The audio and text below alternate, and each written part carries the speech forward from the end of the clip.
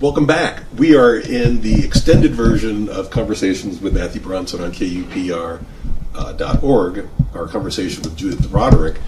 Judith is a visual artist, and we were largely at the end here talking about quilts and shows she'd been to, and so this is the visual portion of it, so that's why if you're watching this, you are on abqlive.tv, and thank you.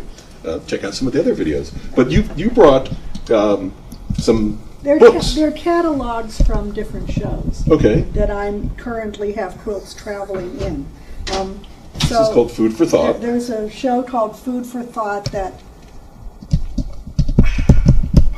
periodically I do little statements, and I've done 2 veggie quilts. Like the first one was Eat Your Veggies, and the second one was for this Food for Thought show. So my quilt says, eat actual food. Eat organic, local, actual food. And then I put all these carrots and chard and all those things on there, and a few birds. And, okay. So this quilt is now in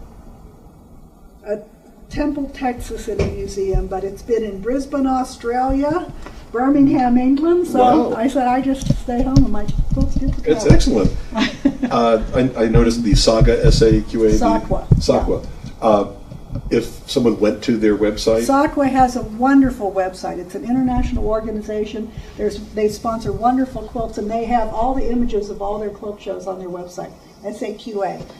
And so they might see some of these quilts if they went yeah. to Okay. They're all then next, on there. My Corner of the My World. My Corner of the World is a show that is currently in Canada somewhere, and I have my Tree of Life quilt, which I made soon after I started quilting again, with all the birds that come to my feeder. They're all in a quilt there, so that seemed like the perfect thing for my corner of the world. So I did that. Well, they look delicious. Oh, come on. Only if you're a Cooper's Hawk, right? Or a coyote. The Cooper's Hawk wanted to be in that quilt, and none of the other birds, they said, no, you do that, I'm not going to be there. So I had to leave him out. Right? At least you held a trial of 12 of its peers. Right, exactly.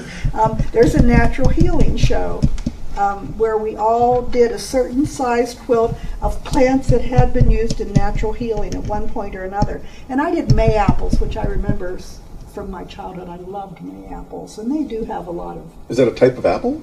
No, it's a flower. It does have a little apple on it, but right. I just remember it fondly from my childhood. So I did the May apple, and I did sacred corn in honor of the heritage here in New Mexico. So okay.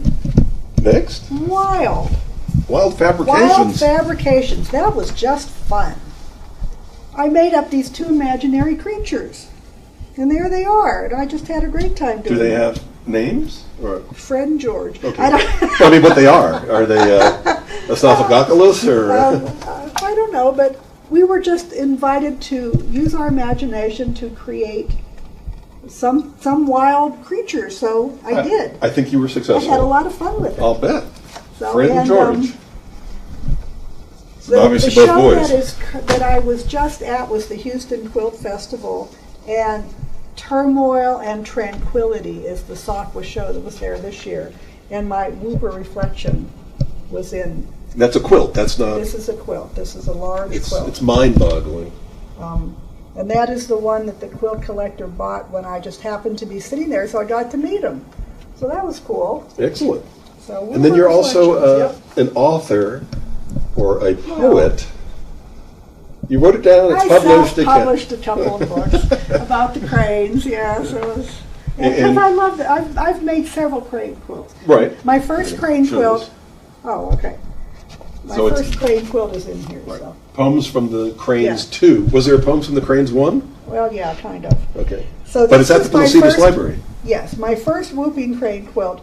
This is when it got hung in the Necedah National Wildlife Refuge new visitor center a few years ago when my grandchildren were younger. So we all went there. So I got to show them the actual whooping cranes in the wild and at Baraboo at the International Crane Foundation. That was wonderful. That's excellent.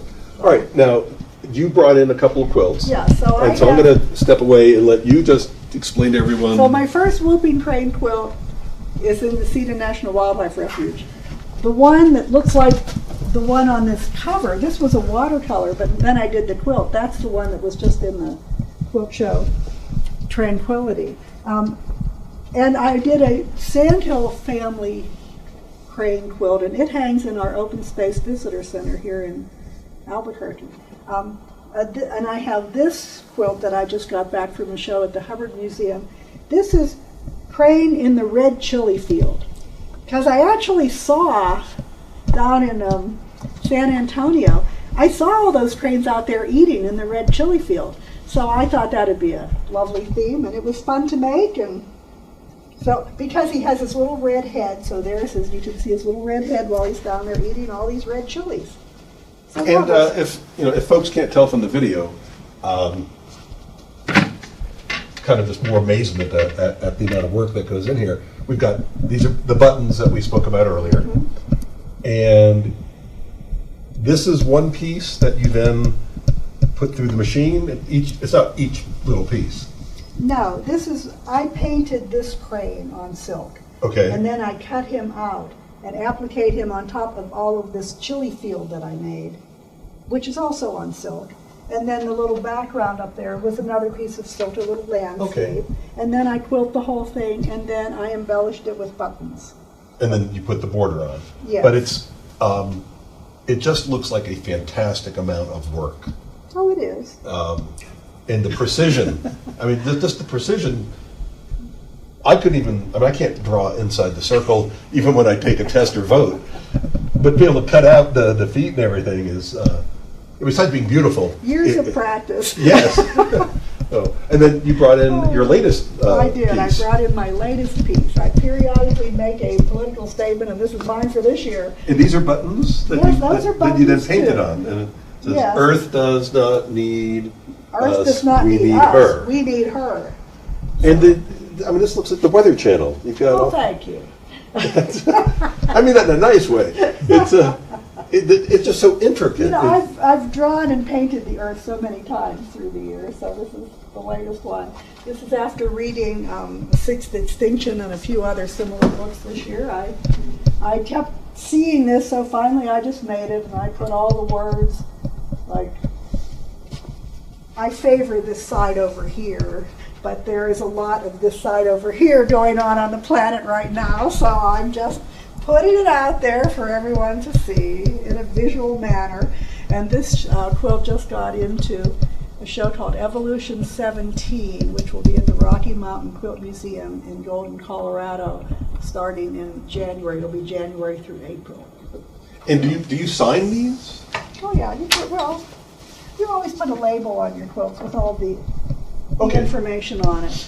So, All right. I mean, I don't really sign my name on the front, but the information's all there. Fantastic. Well, so this is an interesting addition or complement to our KUPR interviews when we have something so beautiful and visual to look at.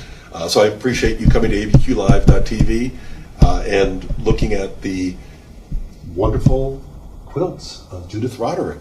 And hope you enjoyed the other interview also. So until next time, thank you, Judith. Thank you.